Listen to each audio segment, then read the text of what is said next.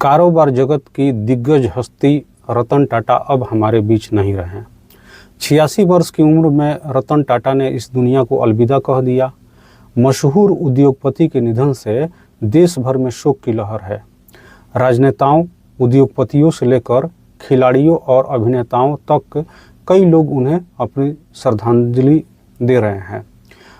रतन टाटा के सबसे करीबी दोस्त और उनके साथ हमेशा साए की तरह खड़े रहने वाले शांतनु नायडू ने भी रतन टाटा को श्रद्धांजलि दी है।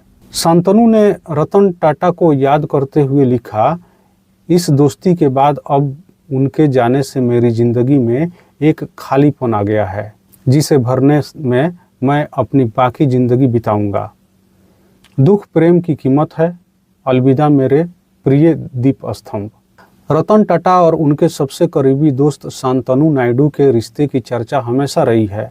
हाल के वर्षों में रतन टाटा अपने सहयोगी के साथ सभी सार्वजनिक कार्यक्रमों में दिखते थे। दोनों की मुलाकात कैसे हुई और दोस्ती इतनी गहरी कैसे हुई, इसके तमाम किस्से हैं। आइए जानते हैं शांतनु नायडू के बारे में सब कुछ। रतन टाटा ने शांतनु नायडू को अपने करीबी लोगों में से एक के रूप में अपनाया है और उन्हें बेटे की तरह मानते थे। 31 वर्षीय शांतनु एक उद्यमी हैं और गुड फेलोज स्टार्टअप के संस्थापक भी हैं। वह मोटोपाज जैसे मुहिम से भी दशकों से जुड़े हुए हैं।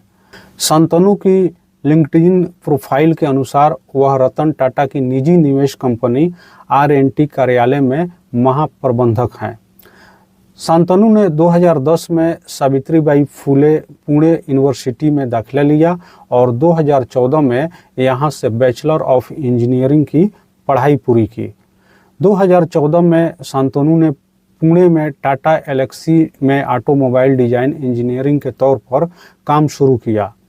टाटा एलेक्सी में उन्होंने सितंबर 2014 से जुलाई 2016 तक काम किया।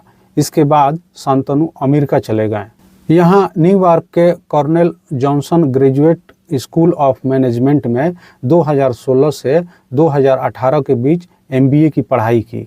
जुलाई 2018 में शांतनु को टाटा ट्रस्ट में चेयरमैन के कार्यालय का उप महाप्रबंधक बना दिया गया।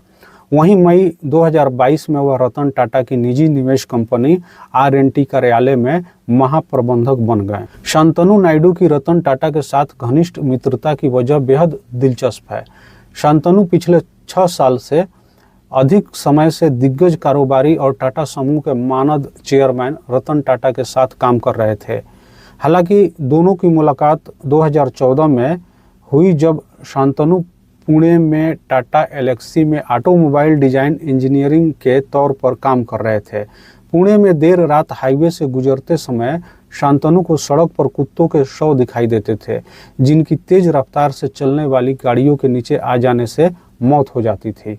इन घटनाओं ने शांतनु को बहुत परेशान किया और वह सोचने लगे कि आवारा कुत्तों की जान कैसे बचाई जा सकती है। इससे शांतनु परेशान हो गए और सोचने लगे कि वह सड़क पर रहने वाले कुत्तों की जान कैसे बचा सकते हैं। एक साक्षात्कार में शांतनु ने बताया कि उन्होंने उन लोगों से बात की जो कुत्तों की वजह से सड़क दुर्घटनाओं में घायल हुए थे, जिनसे दृश्यता की कमी की परेशानी पता चली।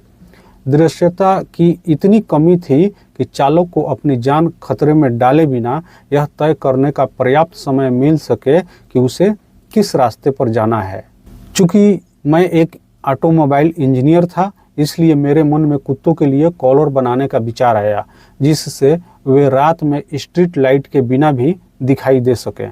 कई तरह के प्रयासों के बाद शांतनु ने एक डॉग कॉलर बनाया।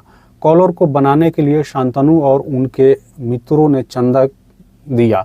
शांतनु ने बताया, मैं जब 23 साल का था और मेरे दोस्तों और मेरे पास इतने खरीदने के लिए पैसे नहीं थे, लेकिन यह छोटा सा प्रयास लोगों की नज़र में भी आ गया।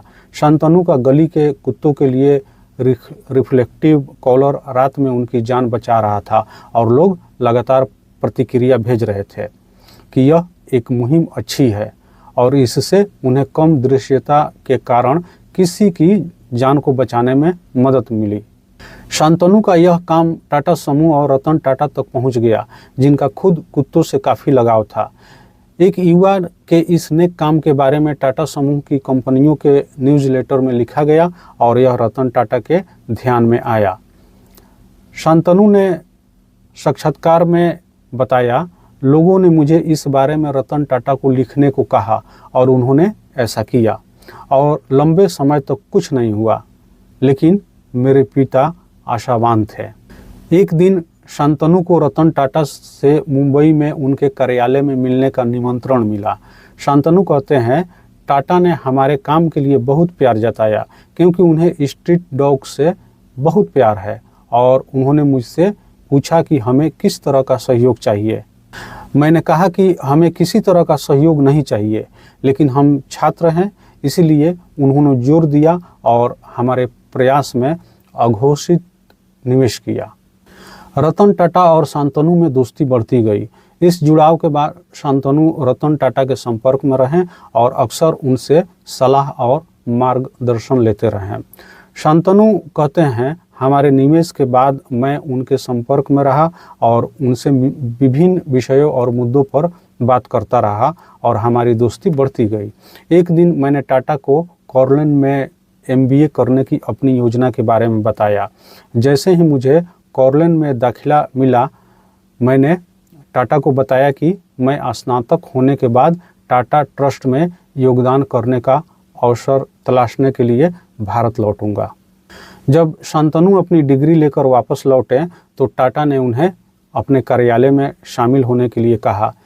यह 2018 की बात है और तब से वह उनके कार्यालय में काम कर रहे थे।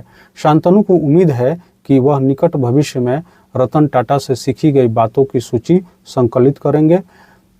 अब जब रतन टाटा ने दुनिया को अलविदा कह दिया है तो शांतनु को अपने दीप स्तंभ के जाने का भारी गम है, लेकिन शांतनु कहते हैं, दुख प्रेम की कीमत है।